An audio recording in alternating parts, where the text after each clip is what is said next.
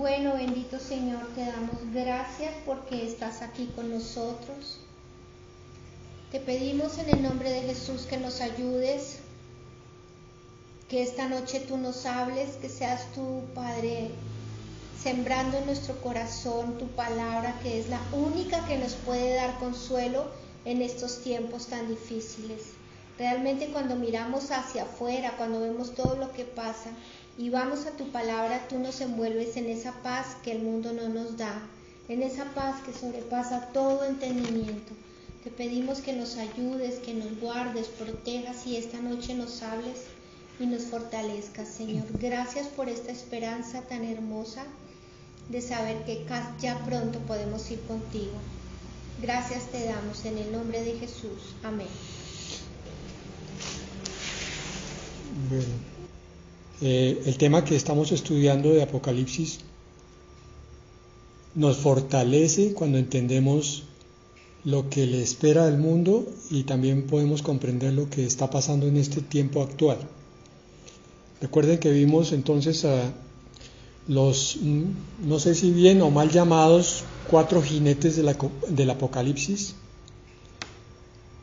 Y hoy entonces nos corresponde retomar el capítulo 6 con los sellos 5 y 6, que son la última parte de ese capítulo. Vamos a dividir esta última parte en 4 porciones y una quinta que va a ser una visión renovada de nuestro papel dentro del llamado del Señor.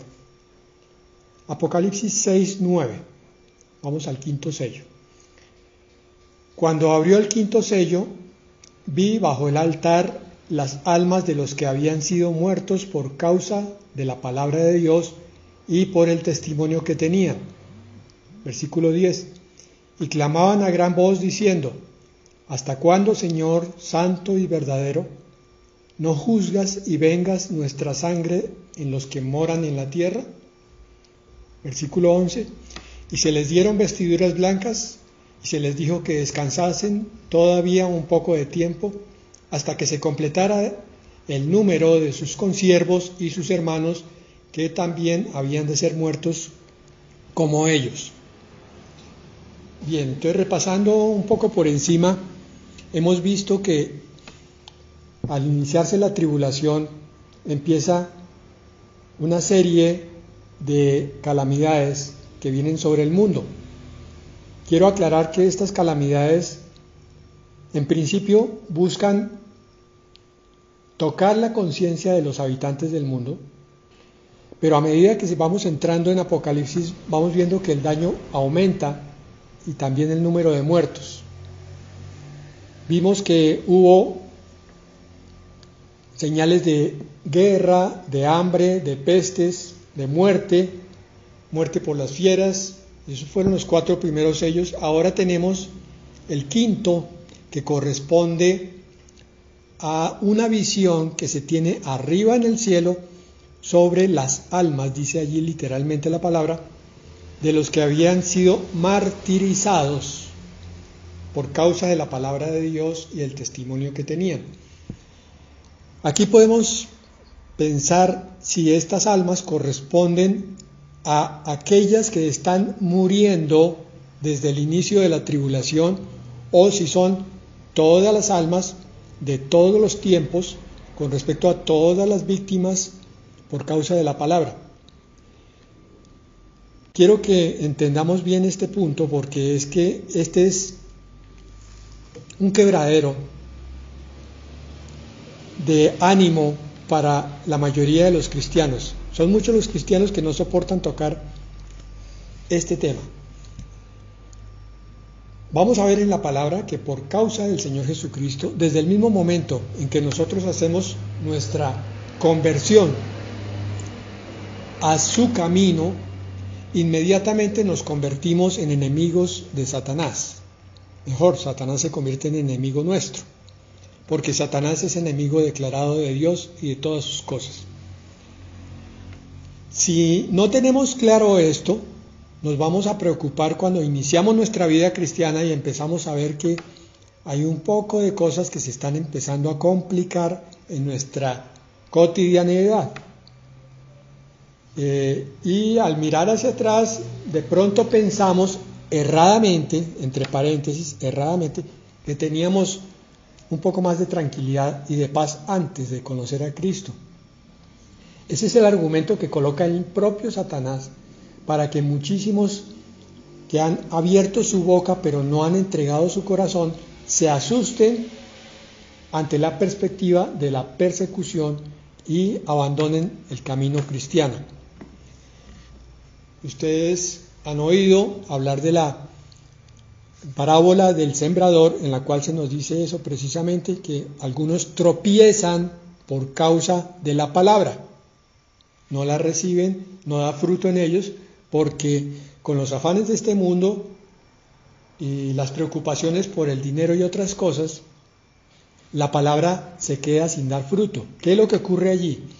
Primero, Satanás busca distraernos con cosas aparentemente atractivas para nosotros, como anzuelo, como tenernos entonces en perspectiva de tener mayores amistades o más continuas, o lograr el mejor puesto con mejor trabajo. Y ahí, en esa trampa, empiezan a caer muchos. Si no caen en esa, entonces Satanás empieza a usar otras un poco más drásticas, más asustadoras. Pero digo asustadoras para la carne, porque si entendemos esto en el espíritu, vamos a comprender que esto es parte de la vida cristiana y que cuando uno está completamente consciente de quién es el Dios que tiene, no tiene por qué asustarse ante esto. Aquí, de todas maneras, el Señor está mostrando que estas almas que están allí en el altar se preguntan: ¿hasta cuándo, Señor? O sea, hay una especie de dolor en el sentido de que estamos cuestionando el por qué hasta estas alturas todavía no se ha tomado ninguna medida de contrarrestar la injusticia. Aquí tenemos que hacer entonces énfasis en todo lo que ha pasado a lo largo de la historia.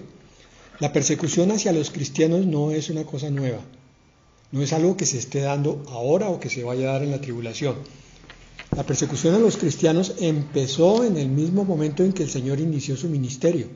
A él intentaron despeñarlo, apedrearlo, finalmente lo crucificaron porque esa era la parte del plan de Dios. Pero la persecución se extendió también a los creyentes, a los que en ese momento eran los discípulos. Ustedes recuerdan que una de las escenas en el aposento alto es antes de la manifestación del Señor Jesucristo, cuando Él entra a través de las paredes. Los discípulos estaban asustados de que pronto a ellos les ocurriera lo mismo que le había pasado a su maestro, que fueran encarcelados y fueran perseguidos. Y el Señor asciende al cielo y empiezan los problemas también para la iglesia de Jerusalén y todos los demás. Allí se desata una persecución, tan pronto como en los primeros años después de que el Señor sube al cielo. Y esa persecución fue la que desperdigó, la que desparramó a todos los cristianos que estaban en Judea por todo el mundo. Pero además de eso viene entonces la persecución por causa de los emperadores romanos, los césares, donde murieron varios millones de cristianos martirizados, masacrados. Y eso siguió repitiéndose, no solo los primeros 300 años, sino durante toda la Edad Media. Al mismo tiempo que se perseguía a los judíos, se perseguía a los cristianos. Los dos conformantes del pueblo de Dios siempre han recibido el mismo trato de parte de Satanás. Esto es lo que debe quedar claro. Ante la persecución material, lo que tenemos que pensar es que nuestra guerra no es con carne ni sangre, sino es contra principados que mueven a la carne y la sangre. Vienen enemigos a atacarnos de diferentes maneras.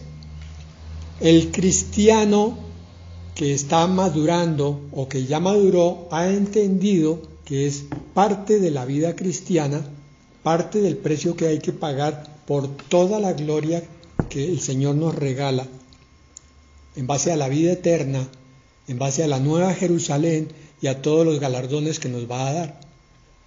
Es tan grande ese regalo que hay un precio que pagar, y es que seamos objeto de persecución, incluso sangrienta, pero también no tan crítica, como puede llegar a ser simplemente burlas, críticas, murmuración por debajo de cuerda, rechazo, no aceptación. Y nosotros como hijos de Dios tenemos que aceptar eso. Es parte de la vida cristiana. Perdón que repita tanto. Esto debe quedar muy claro en el corazón, porque cuando yo lo tengo claro y me enfrento a la dificultad, no pasa absolutamente nada. Confío en el Espíritu Santo y Él es el que me levanta, el que renueva mi espíritu, y entonces puedo soportar cualquier cosa que venga. Lo que sí tenemos que considerar es que estos creyentes están dentro ya de la tribulación. Estamos en el capítulo 6, ya empezó la tribulación, y por tanto esta persecución va a ser impresionante, tanto en número como en crueldad. Almas que están bajo el altar empiezan entonces a pedir esa justicia, sabiendo que tenemos un vengador que es el Señor. Pero la respuesta del Señor es: se les dieron vestiduras blancas y se les dijo que descansasen todavía un poco de tiempo. Esto nos hace meditar en nuestras oraciones cuando algo injusto nos está ocurriendo en la vida y pedimos con clamor y hasta con dolor al Señor que oiga nuestra petición, que tome nuestro caso en sus manos, que nos haga justicia, y no pasa nada. Hay un tiempo para todo, aún para la justicia de Dios y para la venganza de Dios. Y el creyente debe aprender a aceptar los tiempos de Dios en todo. Les dice aquí: descansasen todavía un poco de tiempo hasta que se completara el número de sus consiervos y sus hermanos, que también habían de ser muertos como ellos. El número de los mártires está contado. No ocurre nada, en la tierra no ocurre nada sin que en el cielo esté en contabilidad santa y general. Ni un solo cabello cae. Amén. Ni un pajarillo sin que Dios lo sepa. Dios tiene el control total de todas las cosas. Y este versículo está puesto aquí precisamente para eso. Hermanos, cuando nosotros tenemos experiencias difíciles, siempre tenemos que preguntarnos no por qué, sino para qué. ¿Cuál es la enseñanza que el Señor quiere darnos con esa dificultad, con ese momento complicado, con ese ataque que estamos recibiendo? Entendiendo, una repetición más, que es guerra espiritual. Que lo que nos están de pronto atacando ante los ojos materiales son seres humanos, pero ellos están siendo movidos por una influencia que busca atacar a Dios. Eso es todo. En Mateo 24:9, el Señor Jesucristo nos advierte. Recuerden ustedes que estábamos mirando ayer que Apocalipsis hay que corroborarlo con Mateo 24, especialmente Apocalipsis 6. Mateo 24:9, el Señor les advierte a sus discípulos: entonces os entregarán a tribulación y os matarán y seréis aborrecidos de todas las gentes por causa de mi nombre. Versículo 10. Muchos tropezarán entonces y se entregarán unos a otros, y unos a otros se aborrecerán. Dentro de la tribulación va a haber toda una persecución tan grave que personas de la misma familia van a entregar a sus familiares ante los tribunales para que sean ejecutados. Eso de pronto lo vemos un poco anticipado hoy en día, cuando alguien de la familia o alguien conocido está un poco molesto porque nosotros estamos predicando la palabra, porque estamos compartiendo el Evangelio y nos dice, no hable de eso, no hable de eso aquí ahora. Este no es el momento. Aquellos conocidos nuestros que no quieran recibir la verdad del Evangelio van a ser precisamente las personas que en un momento dado se van a voltear contra nosotros. No estoy hablando del 100%, estoy hablando en términos generales. Vamos a ver que esa palabra también está profetizada. Continúa Mateo 24:11 diciendo, y muchos falsos profetas se levantarán y engañarán a muchos. Aquí estamos hablando de la tribulación. La iglesia ya no está. Pero los que estén buscando de Dios van a tener un tiempo muy complicado para congregarse, para reunirse con los hermanos a una reunión de oración, para siquiera hablar algo de la Biblia. Va a ser complicadísimo y esto va a rememorar un poco los tiempos de las persecuciones romanas sobre los cristianos, donde ellos tenían que usar incluso santo y seña para reconocerse, sobre todo si se encontraban en la oscuridad. Y uno de esos santos y señas famosos y conocidos y que nosotros citamos sin saberlo es Maranatha. Maranatha se usaba entre los cristianos de los primeros 200 o 300 años de historia cristiana para decir, yo soy cristiano, usted también, ¿qué? Maranatha, nos saludamos así, que significa el Señor ya viene. Y así se reconocían. Si había santo y seña, de pronto ustedes han visto películas de guerra, esas santo y señas son muy usados en tiempos de conflictos bélicos o conflictos armados para que los soldados de un mismo ejército se puedan reconocer fácilmente y de pronto no se maten entre sí. Y Mateo 24:12 dice, por haberse multiplicado la maldad, el amor de muchos se enfriará. La maldad, decíamos ayer, está creciendo a ojos vista. Estamos viendo cosas completamente absurdas y sangrientas y asqueantes de parte de madres hacia sus hijos, de padres hacia el grupo familiar y también entre desconocidos. Y estas cosas que estamos viendo hoy en las noticias no se veían hace apenas 20 años. Preguntémonos qué pasará durante la tribulación cuando ya le es dada carta libre al anticristo y al ejercicio de su gobierno. Ya él puede hacer lo que quiera, de acuerdo a la profecía de Daniel que leíamos ayer. Por eso en Mateo 24:13 nos dice, mas el que persevere hasta el fin, éste será salvo.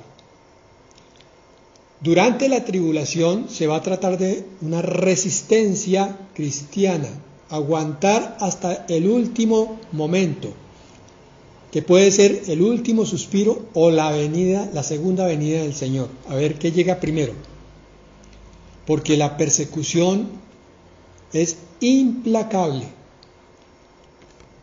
Los que antes se podían reunir fácilmente ya no lo pueden hacer. De ahí es de donde viene una exhortación continua a que nos congreguemos, hermanos. Que ahora que tenemos las facilidades, o las teníamos hasta hace unos 6 meses, muchísimos eran los que menospreciaban el reunirse a estudiar la palabra, a orar, a hacer una vigilia, a alabar al Señor. Ahora con la epidemia, la pandemia, muchos corazones han sido tocados y el Espíritu Santo ha sido derramado y hay muchos creyentes que están buscando activamente de Dios, pero otros se están enfriando.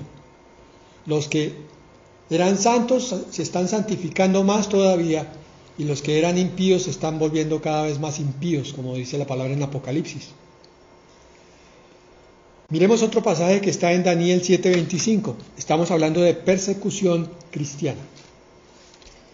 Recuerden Eso lo leímos ayer, que este es el papel que el anticristo va a desempeñar durante la tribulación. Daniel 7:25, y hablará palabras contra el Altísimo, blasfemará de Dios, y a los santos del Altísimo quebrantará, y pensará en cambiar los tiempos y las leyes, y serán entregados en su mano hasta tiempo y tiempos y medio tiempo. Ayer veíamos que esta enumeración de tiempo, de la palabra tiempo, corresponde a 3 años y medio. Pero que lo que nos llama aquí la atención es que dice que los santos del Altísimo son entregados prácticamente al anticristo para que él haga lo que quiera con ellos. Valga decir, martirizados y muertos. Por consiguiente, se pueden ustedes imaginar la clase de persecución que vendrá. No obstante lo que ya habíamos visto, las otras cosas que están azotando al mundo, el hambre, las pestes, la guerra, y junto con esto va a ser un tiempo muy angustioso, como lo dice la palabra de Dios. ¿Por qué entonces todo esto? Miren, eso lo dice el propio Señor Jesucristo en Mateo 10, 34 al 39. Aquí Él nos va a decir por qué es que Satanás persigue. Mateo 10:34 dice, no penséis que he venido para traer paz a la tierra. No he venido para traer paz, sino espada. ¿Cómo así? Luego el Señor Jesucristo no dijo, mi paz os dejo, mi paz os doy. Sí, pero es que está hablando de la paz a la tierra, del Espíritu. Aquí nos está hablando de una paz quebrantada exteriormente. Es como la tempestad afuera mientras nosotros estamos en la paz del Espíritu Santo adentro. Versículo 35, porque he venido para poner en disensión al hombre contra su padre, a la hija contra su madre y a la nuera contra su suegra. Aquí está hablando de conformantes de un núcleo familiar. Y dice él que por causa de su nombre, él pone en disensión, en contradicción, en controversia, en discusión a las personas dentro del mismo núcleo familiar. ¿Por qué ocurre eso? Porque el creyente verdadero que quiere entregar su vida y comprometerse con el Señor, recibe una transformación, el nuevo nacimiento y la obra del Espíritu Santo. Pero el que no quiere ese compromiso de corazón a corazón con el Señor Jesucristo, entonces viene a ser usado sin saberlo por Satanás como enemigo. Satanás empieza a coger a los más débiles de espíritu de entre la familia y convertirlos en armas contra el verdadero creyente. Mateo 10:36, los enemigos del hombre serán los de su propia casa. Pues, creo que todos tenemos esa experiencia un poco dolorosa cuando tratamos de compartirle la palabra a algunos de entre nuestros seres queridos, cuando rechazan, y no solo rechazan la palabra, sino que se colocan en un plan incluso bastante duro contra el que les compartió la palabra. Mateo 10:37, el que ama a padre o madre más que a mí no es digno de mí. El que ama a hijo o hija más que a mí no es digno de mí. ¿Cómo así? Aquí está diciendo entonces que yo tengo que desechar a mi papá, a mi mamá, a mis hijos. No está diciendo eso. Está diciendo es que yo tengo que ser consciente de que si mi hijo se levanta contra mí, yo debo entender esto que estábamos analizando, la guerra espiritual, y no ponerme a contender con esas personas. Aceptar que ellos no entienden y que incluso están contra Dios, pero yo no tengo por qué entrar en esa contienda, que es el error en el que caemos al principio. Cuando tratamos de abrir la Biblia y alguien de la familia se nos opone, entonces nos ponemos furiosos, bravos, y hasta sacamos palabras duras de la Biblia y se la ponemos por la cabeza. Esa no es la actitud.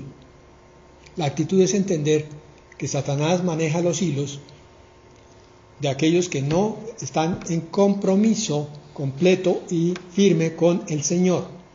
Razón de más para buscar nuestro compromiso con Dios por encima de todas las cosas. Cosa que Él dice aquí, el propio Señor Jesucristo en Mateo 10:38. Al que no toma su cruz y sigue en pos de mí, no es digno de mí. ¿Cuál cruz? Aquí habló antes. Puede ser el padre contra el hijo. El hijo le está compartiendo y el papá no lo entiende. O la nuera contra la suegra. O el vecino. Esa es mi cruz en ese momento. Mi cruz es abrir el Evangelio y predicarle a 20 personas y de esas solamente reciban 5 u 8 y el resto se va incluso furioso. Esa es mi cruz. Es la cruz de todo predicador. La cruz de todo evangelista. Pero es la cruz de todo ministro. ¿Qué amo yo más en mi espíritu? ¿A Dios o a la gloria del hombre? Quiero que todo el mundo me tenga en cuenta, me diga, ay, tan linda persona que es. Bueno, no habla muy claro de Dios, pero es magnífica persona. O al contrario, que digan, no, es que cuando habla de Dios se pone pesado. Yo prefiero agradar a Dios y no agradar a los hombres, decía Pablo. Y es una decisión que cada uno de nosotros tiene que tomar. Amén. Esa es tomar la cruz. Mateo 10:39, el que haya su vida, la perderá. Y el que pierde su vida por causa de mí, la hallará. Pero, a ver, Fernando, aquí hay una contradicción. ¿Cómo así que hallar la vida es perderla y perderla es hallarla?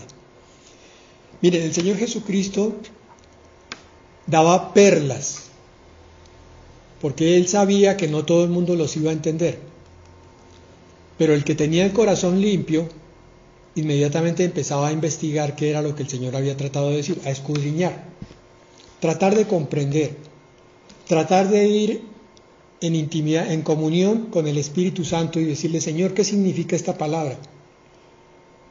O, Señor, ayúdame, voy a conseguir un libro que me explique qué es esto, o la misma escritura, con las referencias cruzadas. Entonces, cuando encontramos un pasaje que no se entiende fácilmente, el Señor está probando nuestro corazón. Está diciendo, ¿quieres conocer más de mí? Te estoy esperando. Estoy esperando que me preguntes qué significa lo que te acabo de decir. Porque yo te amo, es que quiero darte cosas grandes. ¿Tú quieres cosas grandes? Ven a mí. El que haya su vida es aquel carnal que está buscando las cosas de la carne, su propia satisfacción, su vanagloria, su satisfacción física, corporal, incluso emocional. Quiere que todo el mundo lo tenga en buen concepto. Cuando yo intento hacer eso, pierdo mi vida espiritual. No encuentro la comunión con Dios porque estoy intentando agradar a los hombres. Pero cuando yo renuncio a la tentación del dinero, de la fama y vanagloria, del poder, como renunció el Señor Jesucristo en el desierto cuando el diablo vino, entonces empiezo a encontrar la verdadera vida espiritual. Empiezo a encontrar la cercanía con ese Dios. Encuentro la vida me halla, la vida del Señor Jesucristo, porque lo amo más a Él que a cualquier otra cosa. Él es mi primera prioridad y por tanto Él me vivifica en el Espíritu. Bueno, el segundo grupo está en el versículo 12 del capítulo 6 de Apocalipsis, el sexto sello. Miré cuando abrió el sexto sello y he aquí hubo un gran terremoto y el sol se puso negro como tela de silicio y la luna se volvió toda como sangre. A ver, mirando ese versículo hay aquí varias cosas. Un gran terremoto, un sol negro y una luna roja. ¿A qué se puede referir esto? ¿Podría ser una guerra nuclear? Sí, perfectamente podría, porque con las explosiones nucleares se levanta una nube radiactiva y una nube de polvo que va a cubrir la luz solar y lo va a ennegrecer. Es lo que se llama un invierno nuclear. Entre otras cosas, invierno porque también empieza a nevar porque se bajan las temperaturas. Al caer la temperatura, por no entrar la luz solar, empieza a morir toda la vegetación y todos los animales. Entonces, perfectamente esto puede corresponder a no solo una, a varias explosiones nucleares, pero no podemos especular aquí qué es, porque igualmente podría corresponder a una erupción volcánica.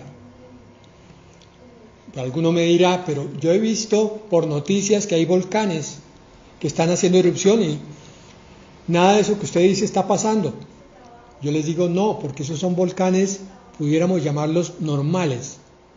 Lo que está en tela de juicio por parte de muchos científicos es lo que se llama una mega erupción, que corresponde precisamente a un megavolcán, de los cuales no hay muchos en la Tierra, pero los pocos que hay, por lo menos conocidos, son de temblar.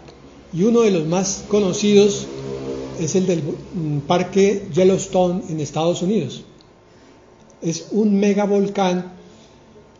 Si no estoy mal, los científicos dicen que tiene un cráter de entre 25 y 30 kilómetros de diámetro. Más o menos es la distancia que existe entre Bogotá y Chía. Pero debajo del cráter está una mega caldera que es muchísimo más grande todavía. Las calderas de los volcanes suelen ser 3, 4 y hasta 10 veces más grandes que el cráter. Entonces ahora estamos hablando no de 30 o 40 kilómetros, sino de 300 o 400 kilómetros de caldera. Cuando explote un megavolcán, y hay otros, si no estoy mal, si mi memoria no me traiciona, hay uno en las Islas Canarias, me parece, y otro en África. Ese dato tengo que confirmarlo, por favor no lo tomen al pie de la letra, perdónenme si me estoy equivocando, pero con que explotara un solo megavolcán como el de Yellowstone, prácticamente la extinción del planeta estaría a la vuelta de la esquina. Una de las más grandes erupciones volcánicas fue la del volcán Krakatoa a principios del siglo XX, y los que presenciaron esa explosión dicen que la nube de polvo cubrió parte de África y de Europa. Pero la erupción fue gigantesca porque ese volcán tenía una caldera muy grande y destruyó prácticamente todo el cráter. Entonces, esto que estamos viendo aquí en Apocalipsis 6:12 podría corresponder a una erupción volcánica. Se está esperando la erupción del Yellowstone desde hace unos 50 a 100 años. Está retrasada en cuanto a lo que se esperaba. Tienen un ciclo de erupciones y el ciclo ya está vencido. La erupción que correspondía para el Yellowstone ya está pasada. ¿Qué otra cosa podría ser esto? ¿Una caída de meteorito? También podría ser. Hoy hay también mucha discusión, pero dicen que los dinosaurios, por lo menos los evolucionistas y los biólogos modernos que siguen la misma teoría, piensan que un asteroide del tamaño de unas 3 canchas de fútbol cayó en la península de Yucatán, ahí en México, en la parte sur del Golfo de México, y que esa caída produjo algo parecido a lo que estamos hablando, una especie de invierno nuclear. Ya no sería nuclear, sino invierno por meteorito. De tal manera que los dinosaurios no pudieron soportar el clima y murieron. Esto que estamos viendo en Apocalipsis 6:12 es apenas el inicio de algo mucho más grande que va a ser citado cuando se abran las trompetas y las copas, que están más adelante. Entonces, esto solamente es para iniciar. Miren Apocalipsis 16, 17, dice, el séptimo ángel, Apocalipsis 16, 17, el séptimo ángel derramó su copa en el aire y desde el trono en el templo salió una fuerte voz que decía, todo está hecho. Versículo 18, entonces hubo relámpagos, voces y truenos y un gran temblor de tierra. Nunca antes, desde que la humanidad existe, ha habido un terremoto tan grande. 19. La gran ciudad se partió en tres y las ciudades de las naciones se vinieron abajo. Entonces Dios se acordó de la gran Babilonia y le dio a beber de la copa que tenía el ardiente vino de su ira. Acabamos de citar una de las copas, la séptima copa que viene después de estos sellos.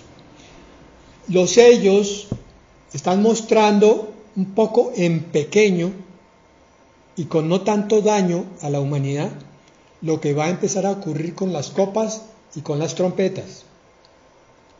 El daño va a ser cada vez mayor.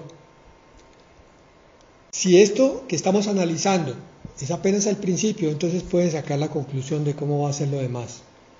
Apocalipsis 16, 20 decía, y todas las islas y los montes desaparecieron. Continuamos entonces con Apocalipsis 6, 13 y 14. Recuerde que algo cósmico está ocurriendo y es que el sol se puso negro, la luna se volvió roja. Y continúa diciendo aquí en el 13, las estrellas del cielo cayeron sobre la tierra como la higuera deja caer sus higos cuando es sacudida por un fuerte viento. Y el cielo se desvaneció como un pergamino que se enrolla, y todo monte y toda isla se removió de su lugar. Hay pasajes difíciles en la Escritura. Este es uno de esos, porque no nos queda fácil comprender la parte que está en el versículo 14 con respecto a que el cielo se desvaneció como un pergamino que se enrolla. Hablábamos de cuando el Señor, cuando el Cordero tomaba el rollo en sus manos, que era un pergamino enrollado. Aquí estaba tomando la misma figura. Imagínense ustedes el cielo que se enrolla como un pergamino. ¿Eso qué puede ser? Pues de pronto los astrónomos pueden explicarnos algunas cosas, pero por el momento no nos queda muy claro, porque una de las explicaciones podría ser un agujero negro o una explosión de alguna estrella que produzca un cambio dramático, pero todos esos dos eventos que estoy citando producirían también la destrucción de la Tierra. Entonces simplemente no podemos especular. Tenemos que confiar en que la palabra es fiel y que algún día nos va a ser revelada, y tenemos que esperar hasta allí. Pero sí podemos leer algo parecido que dice en Isaías 34, 2 hasta el 5. Porque el Señor está airado contra todas las naciones e indignado contra todo el ejército de ellas. Las destruirá y las entregará al matadero. Versículo 3. Y los muertos en ellas serán arrojados, y de sus cadáveres se levantará hedor, y los montes se disolverán por la sangre de ellos. Versículo 4. Y todo el ejército de los cielos se disolverá. Aquí ya hay un parangón con Apocalipsis 6:14. Y se enrollarán los cielos como un libro, y caerá todo su ejército, como se cae la hoja de la parra y como se cae la de la higuera. 34:5. Porque en los cielos se embriagará mi espada. He aquí que descenderá sobre Edom en juicio y sobre el pueblo de mi anatema. Bien, entonces mire, aquí hay dos puntos a considerar. El uno es el aspecto físico de lo que está descrito aquí. Un rollo que se enrolla, que hace que el cielo se presente de una forma muy extraña. Pero la otra es la cita que tiene que ver con los ejércitos de los cielos. En la Biblia Los ejércitos de los cielos corresponden a dos cosas. Una, a las estrellas y los planetas. La otra es a los ángeles y sus huestes, tanto de parte de Dios como los satánicos. Cuando dice todo el ejército de los cielos se disolverá, en el versículo 5 dice, porque en los cielos se embriagará mi espada. El Señor sale con la espada a hacer una batalla en el cielo. Entonces aquí en ese contexto, el ejército de los cielos corresponde mejor a un ejército angélico satánico. Esta podría ser también parte de esa batalla celestial entre Miguel y sus ángeles, con el diablo y sus ángeles, de la que nos habla Apocalipsis más adelante. Continuamos con Apocalipsis 6:15. Como les digo y les dije ayer, yo no puedo profundizar mucho porque la idea no es hacer un estudio súper profundo, sino que tengamos idea de lo que Apocalipsis habla y nos profetiza para que no seamos ignorantes en esto. Entonces por eso es más bien como, sí, correcto, como un pincelazo, un brochazo de las cosas básicas para que tampoco queden sin ningún entendimiento. Y lo que me dice mi esposa es cierto, para que se le pierda también el miedo a Apocalipsis, porque lo que estamos viendo aquí le está ocurriendo al mundo incrédulo. Apocalipsis 6:15. Ante todos esos desastres, mire lo que hace la población mundial. Y los reyes de la tierra, y los grandes, los ricos, los capitanes, los poderosos, y todo siervo y todo libre, se escondieron en las cuevas y entre las peñas de los montes. Y decían a los montes y a las peñas, caed sobre nosotros y escondednos del rostro de aquel que está sentado sobre el trono y de la ira del Cordero, porque el gran día de su ira ha llegado. ¿Y quién podrá sostenerse en pie? A mí me llama la atención dos cosas. Primero, que estos son incrédulos en su gran mayoría, y sin embargo dicen, escondámonos del rostro del que está sentado en el trono y de la ira del Cordero. Quiere decir que el evangelismo, la predicación del evangelio, no ha sido en vano. El hecho de que no muchos se conviertan no significa que la verdad no esté quedando en los corazones. O sea, lo sabían pero no Entonces, quisieron. exacto, estos que reconocen la ira del Cordero, reconocen al que está sentado en el trono y reconocen que llegó el día de la ira, conocen algo de la palabra y saben de la profecía de Apocalipsis, de Mateo 24, de Daniel 7 en adelante, de Isaías y de Ezequiel, todos ellos. Pero no se convierten, ¿se dan cuenta? ¿Qué es lo que hacen? Se esconden, igual que lo hizo Adán cuando pecó, cuando oyó la voz de Dios en el huerto. Se esconden de la presencia de Dios, igual que lo hizo Judas cuando quedó en evidencia que él había entregado al Hijo de Dios. En vez de pedir perdón, optó por suicidarse. Isaías 2, de 6 al 12. Yo traigo entonces palabra de Apocalipsis con palabra del Antiguo Testamento para que veamos cómo está sustentada la palabra de Dios en sí misma. Isaías 2, 6 al 12. Versículo 6. Ciertamente tú has abandonado a tu pueblo, a la casa de Jacob, porque se ha llenado de costumbres de oriente. Sus adivinos abundan como filisteos y hacen tratos con gente extraña. ¿Cuál es la queja aquí? Hechicería. Costumbres brujería, del sí. oriente y de agoreros, ahí está. Versículo 7. Su país está lleno de plata y de oro y sus tesoros son ilimitados. Su país está lleno de caballos y sus carros son incontables. ¿Y cuál es la queja aquí? El materialismo.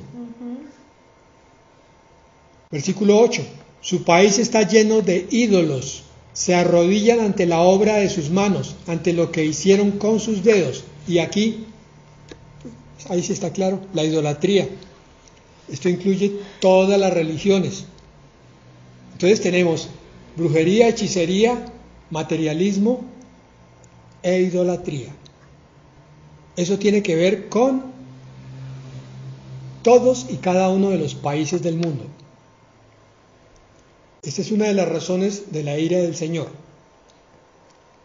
Recuerden que hemos dicho que la semana 70 de Daniel tiene dos propósitos. Uno, hacerle un trato espiritual muy particular a Israel como pueblo de Dios, y por otro, castigar a las naciones por su impiedad. Y aquí tenemos esa recopilación. Versículo 9 de Isaías 2. Todos se han inclinado, todos se han humillado, por eso no los perdones.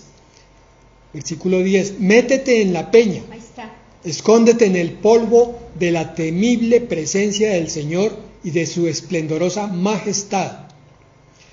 Esto es lo que pasa, mis hermanos, tristemente, que la mayoría pueden reconocer que la palabra es verdad cuando se les comparte, que Dios existe y es real, pero no quieren dar su brazo a torcer, y entonces lo que hacen es esconderse de Dios.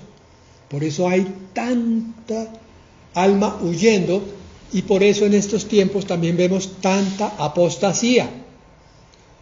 Vemos también que al pueblo de Dios no le gusta la palabra clara y profética citada así, porque es una palabra muy dura, es una espada que penetra muy fuertemente entre el espíritu y el alma.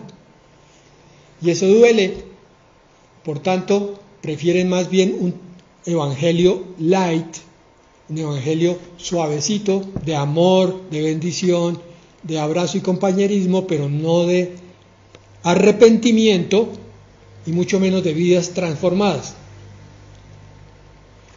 Ustedes tendrían que oír a pastores como Paul Washer, cómo habla él de fuerte sobre el pecado. ¿Cómo hablaba David Wilkerson? De fuerte y claro. ¿Cómo habla David Diamond? De claro. A estas personas no les gustan a muchos de los oyentes. Dicen, ay, no, esos pastores es que tienen una forma tan fea de hablar. Claro. Son fuertes y por esa razón sacan corriendo a los débiles, a los que no quieren el trato completo de Dios para sus vidas, la transformación, la santificación, no quieren pagar el precio. Versículo 11. En aquel día serán doblegados los altivos y humillados los soberbios. Solo el Señor será exaltado, porque el día del Señor de los ejércitos vendrá contra todos los soberbios y altivos, contra todos los que se enaltecen, los cuales serán humillados. Bueno. Lo mismo que hicimos ayer, entonces vamos a hacer hoy, con respecto a que como la palabra es dura, consideramos entonces nuestra posición en el Señor. Recuerden ustedes que este es el trato que acabamos de ver en Apocalipsis 6 para el mundo y para los judíos. Pero a nosotros, ¿qué nos toca? Nosotros tenemos el Salmo 91. Porque aquí en estos dos versículos, en estos dos pasajes del capítulo 6, veíamos a la gente huyendo de Dios. Nosotros vamos a buscar la presencia de Dios. Vamos a leer el Salmo 91 en la Reina Valera contemporánea. Lo distinto de lo que les ocurre a los incrédulos, lo que es para el pueblo de Dios. Versículo 1. El que habita al abrigo del Altísimo y se acoge a la sombra del Omnipotente, dice al Señor, tú eres mi esperanza, mi Dios, el castillo en el que pongo mi confianza. Amén. Versículo 3. El Señor te librará de las trampas del cazador, te librará de la peste destructora. El Señor te cubrirá con sus plumas y vivirás seguro debajo de sus alas. Su verdad es un escudo protector. Hermanos, miren el contraste, por favor. Miren bien, por un lado, lo que es el Dios de ira. en el capítulo 6 de Apocalipsis. Miren lo que le espera a aquellos que no han querido reconocer al Dios de misericordia. Pero en el Salmo 91, miren la protección, el amor, la cobertura que tienen aquellos que confían en el Señor. Esta parte del Salmo 91 va directamente al corazón y al espíritu del creyente que está oyendo esta palabra, para que entienda que esa es la razón principal por la cual debe siempre buscar con fervor al Señor. El Señor protege a los que son suyos, no que los quite completamente de todas las pruebas, porque el creyente puede seguir teniendo pruebas, pero va a seguir también siendo protegido de una manera muy particular y muy especial. Dice en el versículo 5, no tendrás temor de los terrores nocturnos, ni de las flechas lanzadas de día. Versículo 6, no temerás a la peste que ronda en la oscuridad, ni a la mortandad que destruye a pleno sol. ¿Entendieron, hermanos? Ahí está hablando de pestes, está hablando de dardos de guerra, está hablando de terrores y de miedos. Pero todo eso el Señor lo toma como esas cargas que le entregamos nosotros y nos devuelve su paz. Este tiempo que tenemos antes de la venida del Señor por su iglesia es el tiempo de buscar la protección y la comunión del Señor. Amén. Que está aquí en el Salmo 91. Este es el tiempo de tomar conciencia como creyentes, mis hermanos, de que no solamente se trata de andar en una iglesia y oyendo un sermón, sino siendo transformado a la imagen del Señor Jesucristo de gloria en gloria, como por el poder del Espíritu.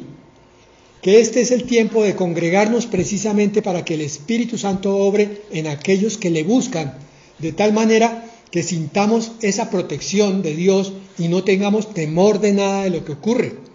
Aquí está hablando de no temer a la peste, al COVID-19, a cualquier otra peste que venga, y tampoco ni siquiera a los problemas que nos presente Satanás como persecución.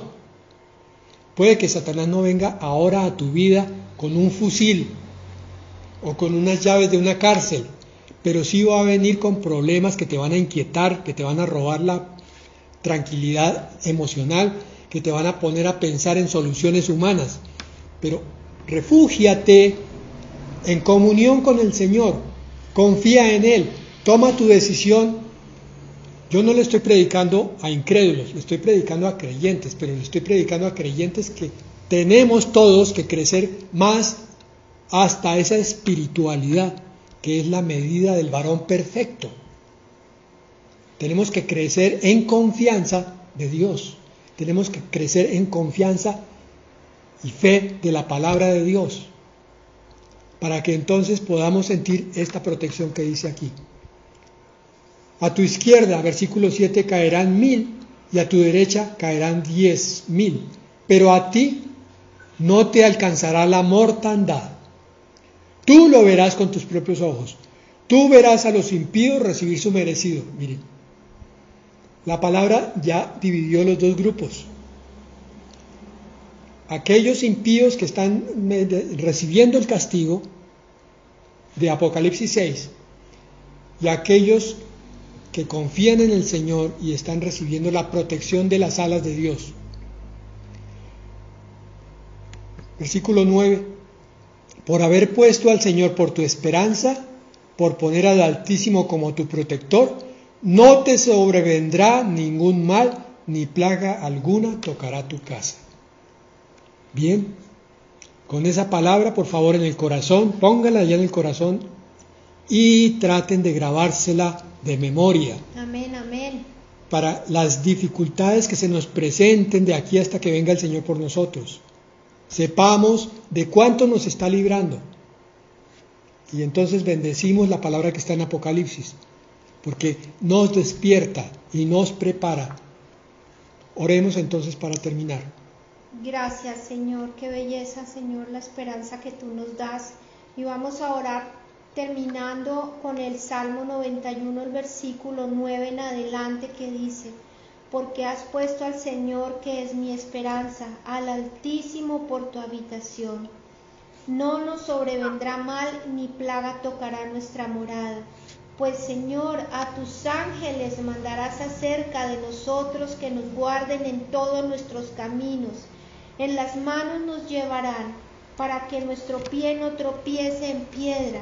Sobre el león y el áspid pisaremos, hollaremos al cachorro de león y al dragón. Por cuanto en mí ha puesto su amor, yo también le libraré. Le pondré en alto, por cuanto ha conocido mi nombre. Amén. Me invocará y yo le responderé. Te invocamos, Señor. Con él estaré yo en la angustia. Amén, Señor. Lo libraré y le glorificaré. Los saciaré de larga vida y les mostraré mi salvación. Amén. Gracias, Señor. Contigo tenemos tanta paz, tanta seguridad, tanta esperanza. Gracias por enseñarnos que vale la pena seguirte a ti, vale la pena buscarte, vale la pena dejar todo, así sea lo más hermoso y lo más deleitoso ante nuestros ojos, nunca nada será comparado con la gloria que nos espera en ti, Señor Jesús. Hoy ponemos delante de ti todas las necesidades. Tú conoces los problemas, las necesidades físicas, emocionales, espirituales, económicas de este redil, Padre. Te pedimos para que seas tú solucionando todos los problemas, para que seas tú abriendo las puertas que son y cerrando las que no son, porque con todo esto tú nos estás enseñando a obedecerte a ti, a hacer tu voluntad, no porque seas un Dios dictador, sino porque nos va bien. Los que no quisieron obedecer y te dieron la espalda tendrán su castigo, como lo estamos aprendiendo. Pero en ti hemos puesto nuestro amor y también hemos puesto nuestra esperanza, y tu palabra dice que tú nos librarás, que tú nos pondrás en alto, porque te conocemos, Señor Jesucristo. Nosotros te invocamos y nosotros sabemos que tú nos vas a responder. Amén, en el momento de angustia, de la prueba, de la situación, cualquiera que sea, que tú la conoces, la ponemos delante de tu presencia en el nombre de Jesús. Sabremos que tú nos librarás y nos saciarás de larga vida y nos mostrarás tu salvación. Gracias, Señor Jesucristo. Gracias, Señor. Amén y amén. Amén.